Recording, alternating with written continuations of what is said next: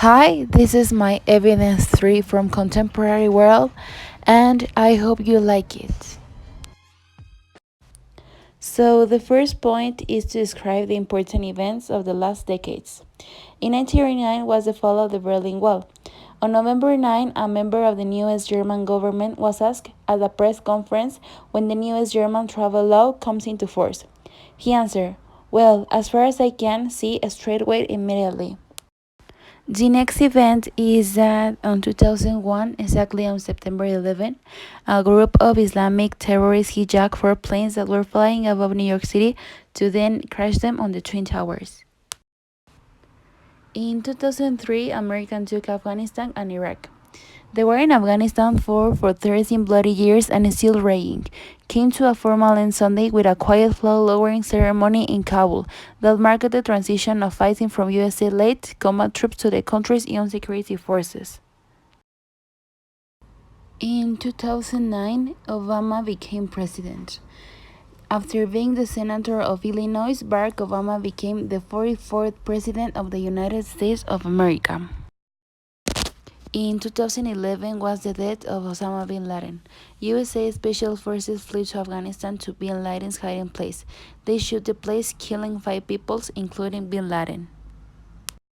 The next point is to describe important terms. Globalization is the process by which business or other organizations develop international influence or start operating on an international scale. Terrorism is the use of violence and threats to intimidate, principally used for political purposes. Unipolar world refers to the distribution of power in which one state exercises most of the cultural, economic, and military forces.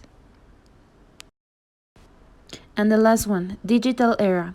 Digital era means the historical period characterized by the existence of digital technology.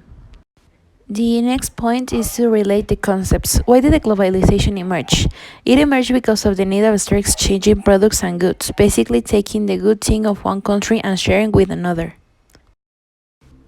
In most of the cases, what caused the terrorist attacks of 20th century? Well, since the end of the Cold War, terrorist conflicts began to arise. They basically formed for the need to prove three things. The first one was to encourage the empathy for the unfair and unjust situation and sympathy for the cause. Then to demonstrate the inability of the state and provide security. And the last one to demonstrate the illegitimacy of the state's institution.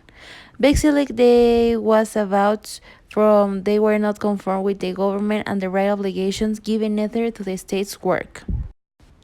How does the end of the Cold War relate with the unipolar world? Well, the post-Cold War international system isn't unipolar. The United States defense spending is close half of the global military expenditures, a blue water navy superior to all the combined, and a chance splendid nuclear first strike over its world force.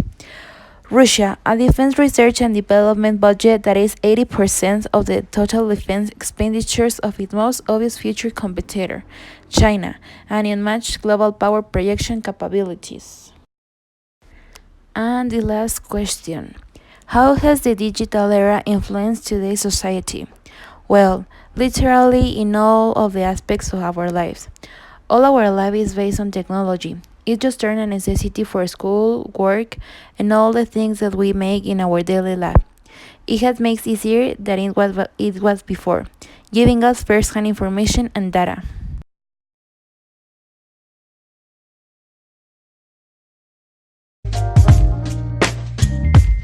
Jack Frost nipping at your nose. So I'm